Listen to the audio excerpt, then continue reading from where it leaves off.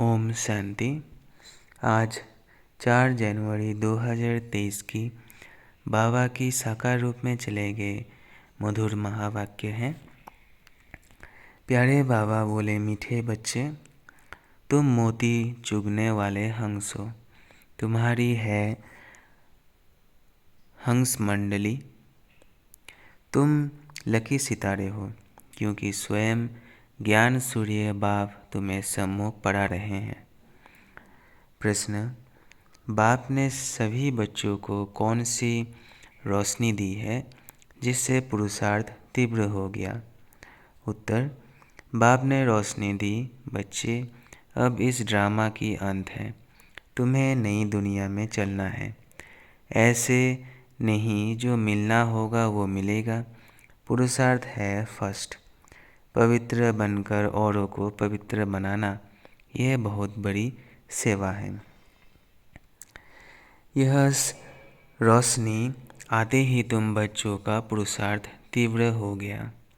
गीत बजा है, तू प्यार का सागर है। ओम शांति।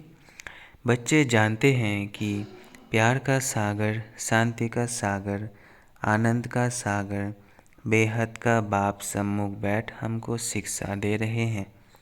कितने लकी सितारे हैं जिनको सम्मुख ज्ञान सूर्य बाप पढ़ा रहे हैं। अब जो बगुला मंडली थी वो हंस मंडली बन गई है। मोती चुगने लग गए हैं। ये भाई बहन सब है हंस। इनको हंस मंडली भी कहा जाता है। कल्प पहले वाले ही इस समय इस जन्म में एक दो को पहचानते हैं। रूहानी पारलौकिक माँ बाप और भाई बहन आपस में एक दो को पहचानते हैं। याद है कि 5000 वर्ष पहले भी हम आपस में इसी नाम रूप से मिले थे।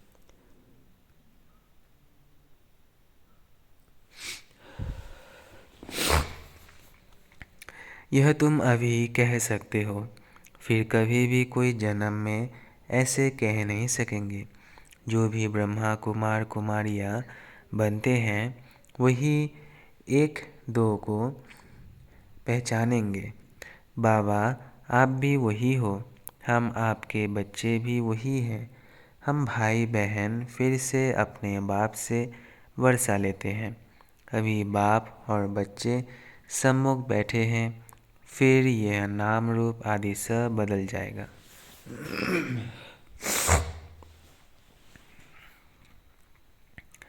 सतयुग में लक्ष्मी नारायण ऐसे थोड़ी कहेंगे कि हम वही कल्प पहले वाले लक्ष्मी नारायण हैं।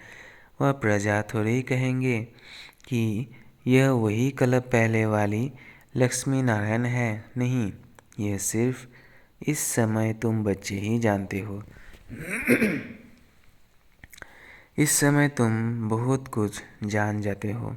पहले तो तुम कुछ नहीं जानते थे। मैं ही कल्प के संगम युगे आकर अपनी पहचान देता हूँ। ये सिर्फ बेहद का बाप ही कह सकते हैं। नई दुनिया की स्थापना तो पुरानी दुनिया का विनाश भी ज़रूर होना चाहिए। यह है दोनों का संगम युग।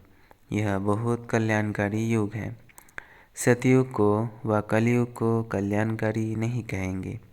तुम्हारा यह अभी का जन्म जीवन अमूल्य गाया हुआ है।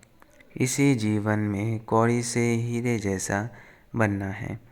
तुम बच्चे सच्चे सच्चे खुदाई खिदमतगार हो। ईश्वरीय सैल्वेशन आर्मी हो।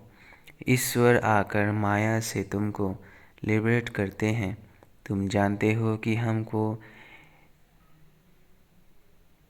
इन पार्टिकुलर खास और दुनिया को इन जनरल आम माया की जंजीरों से छुड़ाते हैं। ये भी ड्रामा में नूंद है। अब बड़ाई किसको देवे?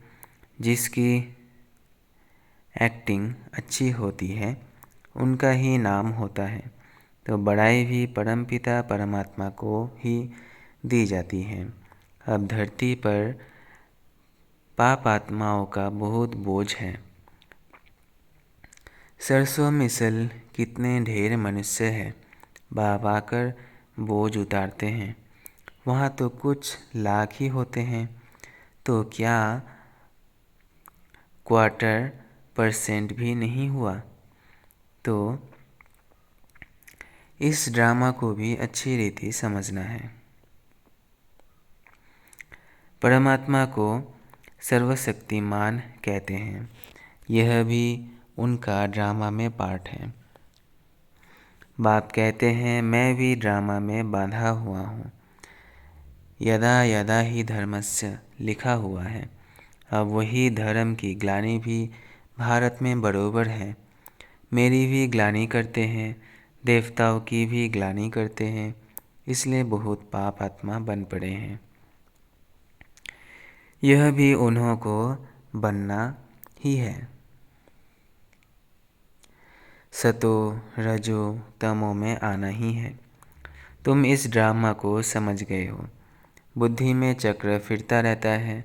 बाप ने आकर रोशनी दी है। अभी इस ड्रामा की अंत है। अब तुम फिर नई दुनिया के लिए पुरुषार्थ करो। ऐसे नहीं जो मिलना होगा वो मिलेगा, नहीं, पुरुषार्थ फर्स्ट।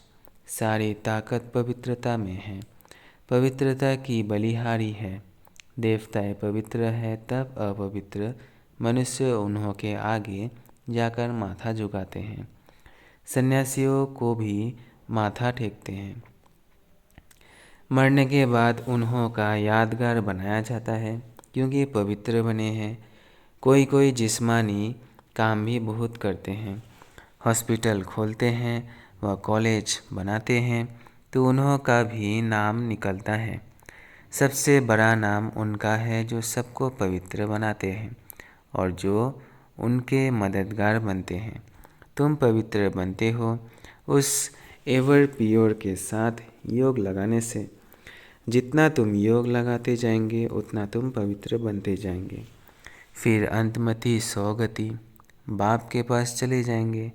वो लोग यात्रा पर जाते हैं तो ऐसे नहीं समझते कि बाप के पास जाना है, फिर भी पवित्र रहते हैं। यहाँ तो बाप सभी को पवित्र बनाते हैं। ड्रामा को भी समझना कितना सहज है। बहुत पॉइंट्स समझाते रहते हैं, फिर कहते हैं सिर्फ बाप और बरसे को याद करो। मरने समय सब भगवान की याद दिलाते हैं। अच्छा, भगवान क्या करेगा? फिर कोई शरीर छोड़ते हैं तो कहते हैं स्वर्गवासी हुआ। गोया परमात्मा की याद में शरीर छोड़ने से बैकुंठ में चले जाएंगे। वो लोग बाप को जानते नहीं। ये भी किसकी बुद्धि में नहीं है कि हम बाप को याद करने से बैकुंठ में पहुंच जाएंगे। वो सिर्फ कहते हैं परमात्मा को याद करो।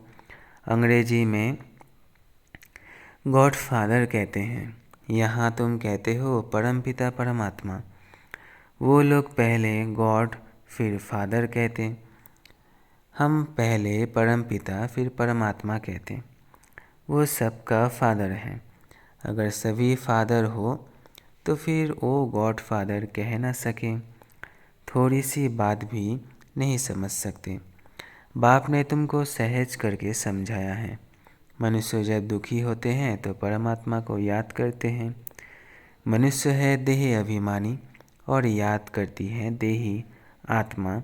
अगर परमात्मा सर्वव्यापी है तो फिर आत्मा देही क्यों याद करे?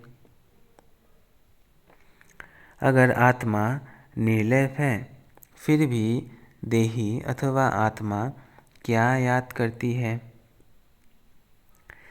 भक्ति मार्ग में आत्मा ही परमात्मा को याद करती है, क्योंकि दुखी है।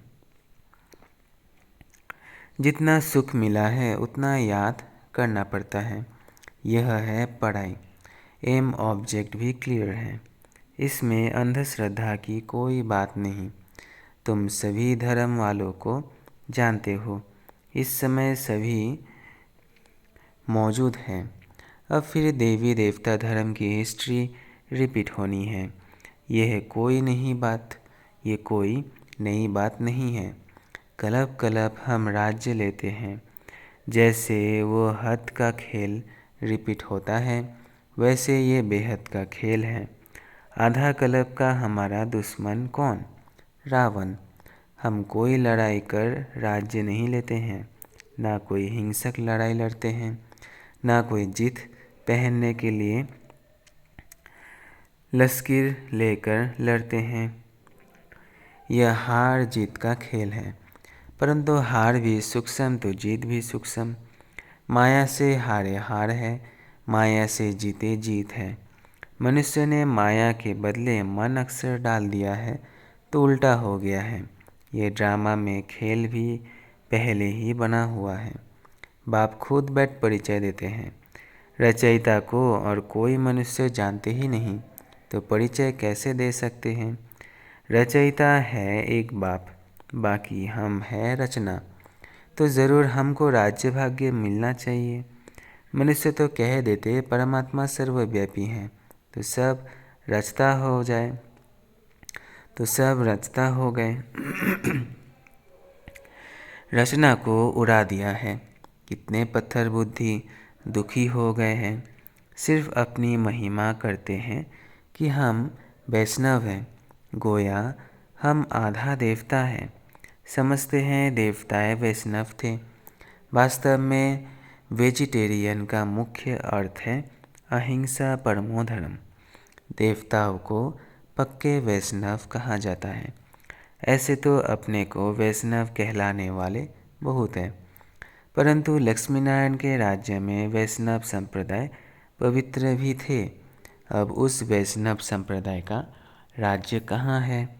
अब तुम ब्राह्मण बने हो, तुम ब्रह्मा कुमार कुमारिया हो, तो ज़रूर ब्रह्मा भी होगा। तब तो नाम रखा हुआ है शिववंशी प्रजापिता ब्रह्मा की औलाद। गाया भी जाता है कि शिव बाबा आया था, उसने ब्राह्मण संप्रदाय रची, जो ब्राह्मण फिर देवता बने। अब तुम शूद्र से ब्राह्मण बने हो, तब ब्रह्मा कुमार कुमारी कहलाते हो। विराट रूप के चित्र पर भी समझाना अच्छा है। विष्णु का ही विराट रूप दिखाया है। विष्णु और उसकी राजधानी संतान ही विराट चक्र में आते हैं। यह सब बाबा के विचार चलते हैं। तुम भी विचार सागर मंथन की प्रैक्टिस करेंगे तो रात्रि को नींद नहीं आएगी। यही चिंतन चलता रहेगा। सुबह को उठ धंधे आदि में लग जाएंगे। कहते हैं सुबह का साईं। तुम भी किसको बैठ समझाएंगे तो कहेंगे ओहो, ये तो हमको मनुष्य से देवता, बेगर से प्रिंस बनाने आए हैं। पहले अलौकिक सेवा करनी चाहिए, स्थूल सर्विस बाद में। शौक चाहिए। खास माताएं बहुत अच्छी रीति सर्विस कर सकती है। माताओं को कोई धिक्कारेंगे नहीं। सब्जी वाले, अनाज वाले, नौकर आदि सबको समझाना है। कोई रह न जाए जो उल्हाना देवे। सर्विस में दिल की सच्चाई चाहिए। बाप से पूरा योग चाहिए, तब धारणा हो सके। वक्खर सामग्री भरकर फिर पोर्ट पर स्टीमर डिलीवरी करने जाए। उनको फिर घर में सुख नहीं आएगा, भागता रहेगा। यह चित्र भी बहुत मदद देते हैं। कितना साफ है। शिव बाबा ब्रह्मा द्वारा विष्णुपुरी की स्थापना करा रहे हैं। यह है रुद्र ज्ञान यज्ञ, कृष्ण ज्ञान यज्ञ नहीं। इस रुद्र ज्ञान यज्ञ से विनाश ज्वाला प्रज्वलित हुई है। श्री कृष्ण तो यज्ञ रच नहीं सकते। वह 84 जन्म लेंगे तो नाम रूप बदल जाएगा और कोई रूप में श्री कृष्ण हो ना सके। श्री कृष्ण का पाठ तो जब उसी रूप में आए तब ही रिपीट करें।